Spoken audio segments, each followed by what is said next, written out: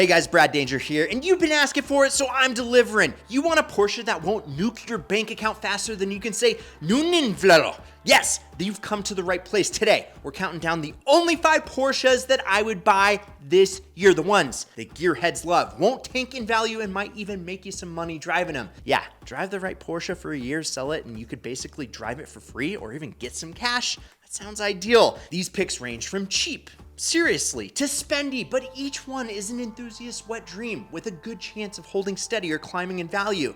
So strap in, this is gonna be spicier than a 911 GT3 at Redline, baby. Let me hear that 9,000 RPM. Let's get into it, starting with my personal favorite SUV, the 13 to 14 Cayenne GTS. Spicy. Yeah, I know, it's an SUV, just relax. This is the one that makes sense. Back when Porsche announced the Cayenne, everyone screamed betrayal. Sports car brand, off-road truck, the internet lost its mind. But fast forward, and Porsche, they were right. Everyone else, they were wrong. And the Cayenne GTS is proof, specifically the 958.1 GTS. Because this thing packs a naturally aspirated 4.8 liter V8 that makes 420 horses. No turbos, no hybrid nonsense, just a big angry engine yelling at the world. This matters because it's the last Cayenne GTS with a naturally aspirated V8. After this, everything went turbo. And enthusiasts are finally waking up to that. This SUV growls like a sports car, rips off the line like something that has no business weighing over 5,000 pounds, and somehow still manages to feel special every time you drive it. It's the grocery getter that sounds like it wants to fight you. Why buy one in 2026? Because it's cheap speed. Straight up, you can haul kids, dogs, Costco runs, and still embarrass modern performance cars at stoplights. These were over 90 grand new, which is hilarious considering you can now find them in the low to mid 30s. That is criminally cheap for a Porsche with this drivetrain and this presence. The GTS gets the good suspension, the big brakes, Alcantara everywhere, sport seats, and a ride height that makes it look permanently annoyed. Porsche basically turned a luxury SUV into a 5,000 pound sports car, and somehow it works. It handles way better than it should, it feels planted, and it has that old school Porsche character that newer SUVs just don't. There are downsides. It's still a Porsche, so maintenance isn't cheap. Fuel economy is bad, premium fuel only, and there's no manual here, but the 8-speed automatic is solid, and if you buy one with good service history, this thing makes a ridiculous amount of sense. What would I pay? Around $30,000. If you find a clean example in the low 30s, you're golden. Drive it for a year or two, enjoy the V8 noise while the world goes electric, and you'll probably sell it for similar money.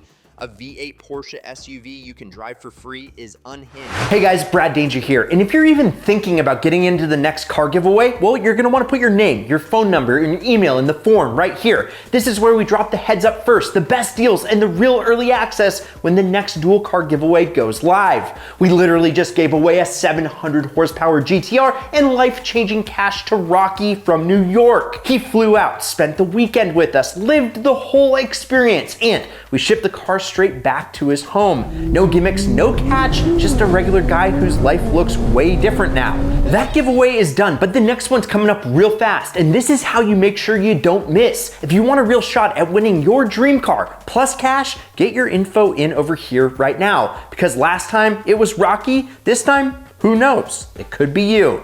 Good skill. And remember, keep living the ideal lifestyle. And remember to click the pinned first comment down below to find all these ideal rides on Auto Tempest.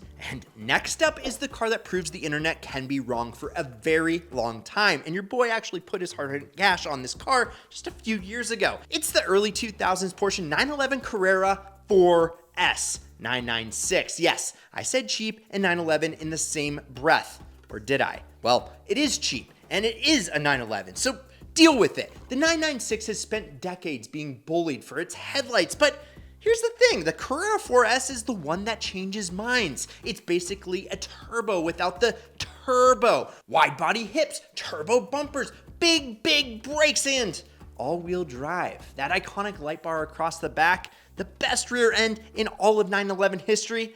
It looks expensive even when it's parked.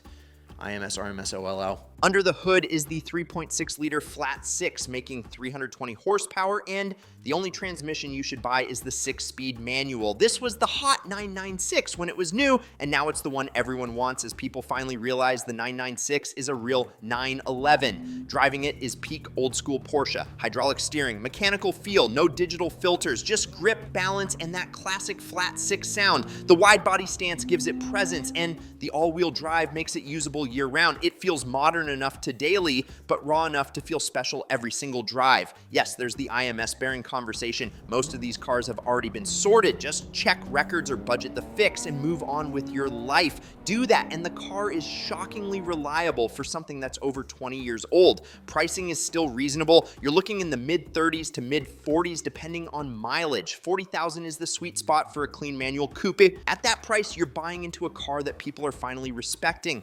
Values have already moved up, and this spec is the one to own. Buy it right, drive it, maintain it, and you can realistically get your money back later. A wide body manual 911 for free sounds like a win to me. Okay, but let's talk about the nuclear option, the 2001 to 2005 Porsche 911 Turbo, also known as the 996 Turbo. This is the cheapest 911 Turbo that you can buy, period, and it is an absolute animal that has escaped the zoo. 3.6-liter Mezger engine, which is big. Mezger is what you want. Not one, but two turbos, 415 horsepower stock, but more if you find the right package or you just modify it. 0 to 60 in about 4 seconds stock, top speed brushing 190. This was a supercar when it came out, and honestly, it still is. The Mezger engine is the key. It's race-derived, overbuilt, and does not suffer from the issues that plague other 996 cars. These engines take abuse. High miles, track days, long road trips, they just keep going. The wild part is how usable it is. All-wheel drive gives it insane traction. It launches hard, it pulls forever. And unlike the scary rear-wheel drive monsters of the era, this one doesn't actively try to kill you. You can daily it, you can road trip it, you even get back seats in a front trunk. Prices are climbing, but it's still undervalued for what it is. 50,000 gets you into a higher mileage example. 60 to 70 buys a clean manual. That's absurd for a real Porsche Turbo. Newer turbos cost double or triple that, and older air-cooled ones are completely unobtainable. What would I pay? 60 grand. Find a stock manual car with good history and don't overthink it. Drive it, enjoy the boost, and watch the market catch up. Okay, 3 cars, 3 completely different vibes, all of them genuinely cool, all of them buyable, all of them proof that if you shop smart, Porsche ownership doesn't have to hurt. Now, the 2015 Boxster Spyder is not just this cute convertible, it is not a weekend cruiser for brunch people. This thing is basically a Cayman GT4 that took its shirt off and decided life is too short to drive without a roof. Or with a roof. Underneath, it is the real deal. 3.8-liter naturally aspirated flat six pulled straight from the 911 Carrera S. 6-speed manual only because you need that third pedal. No paddles, no turbo crutches, just revs, noise, and absolute German commitment. Porsche didn't soften this car at all. They ditched the power roof for a manual setup that looks ridiculous and works perfectly. They shaved weight, they tightened the suspension, and then they gave it that double hump rear deck that screams baby Carrera GT. It's dramatic, it's loud, and it feels special every single time you walk up to it. On the road, the Spyder is magic. Engine right behind your head, roof off, manual gearbox clicking into place. Steering that actually tells you what the front tires are doing. It's not about straight line speed, it's about feel. This car lives for back roads. It wants revs, it wants corners, and it rewards you for driving it properly. It's one of those cars that reminds you why you fell in love with cars in the first place. And here's the sneaky part. Porsche didn't make many of these. Roughly 2,500 total. That limited production paired with the engine and the manual only setup means values have stayed strong. These aren't getting cheaper. Buy one right, don't wreck it, don't mod it, and you can realistically enjoy it for a couple years and get your money back.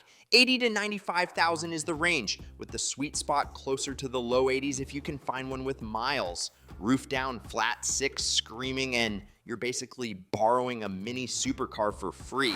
Okay, now let's talk about my heartthrob, the final boss, the 2010 Porsche 911 GT3, specifically the 997.2. This is the last of the old school heroes, the final GT3 before everything went electric steering. Ew, dual clutch, and politely fast. Kind of lame. You get the Mezger engine, you get hydraulic steering that feels oh so good in the curves. You get a 6-speed manual with an engine that revs like it's angry at modern cars. No turbos, no filters, just noise, vibration, and all the glory. This thing is a street legal race car. Stiff, loud, unapologetic. It doesn't care about comfort or daily usability. It exists to go fast, feel alive, and scare you just enough to keep it interesting. The steering is otherworldly, the engine screams to the moon, and when you drive one hard, you immediately understand why people worship these cars. As an investment, the 997.2 GT3 is already proven. The cheap days are gone. These have climbed steadily, and there's a reason. Porsche will never build another GT3 like this. Ever. No hydraulic steering, no manual-only setup, no naturally aspirated Mezger screaming past 8,000 RPM without assistance. This is the end of an era, and collectors know it. Production numbers are low, demand is high, and unlike some Garage Queen collectibles, these cars actually get driven, tracked, road tripped, used the way they were meant to be used, and somehow they just keep taking it. That combination of durability, rarity, and driving experience is exactly why values don't fall off a cliff. Money-wise, you're shopping in the 130 to 150 range. That sounds insane until you look at what new GT3s cost and what this car represents. Buy the cleanest, most stock example you can find. Higher miles aren't scary if the car's been maintained. Pay the right number, enjoy it, and odds are strong you'll be able to sell it later for the same money or more. Okay, so to me, the Spyder, it's the emotional choice. The GT3 is the absolute legend. One gives you sunburns and smiles, the other gives you goose pimples and respect, and both prove the same thing. If you buy the right Porsche, you don't lose money, you just turn them into memories. So there you have it, the 5 Porsches that I would put my money into if I had not an unlimited budget and an unlimited budget in 2026. From the rowdy V8 SUV to the Widowmaker's little brother, a drop-top track toy, and 2 of the greatest 911s ever made. Each of these cars scratches a different itch. More importantly, they all have that magical mix of enthusiast appeal and value stability, some even with an upside. In a world where cars usually just suck your wallet dry, these are the exceptions. Buy smart and you can drive a Porsche and basically get paid, or at least not get punished for it. So not gonna lie, that is a total win. Just remember, do your homework, get a great example. Maintenance history is definitely key, and remember about that DME, and enjoy the heck out of it. Even if values wiggle just a little bit, you're still owning an incredible machine. As Ferdinand Porsche said himself, I couldn't find the sports car of my dreams, so I built it. Now you can go find the Porsche of your dreams, and if you choose one of these 5, you might just find it's a dream that you can drive for free in 2026.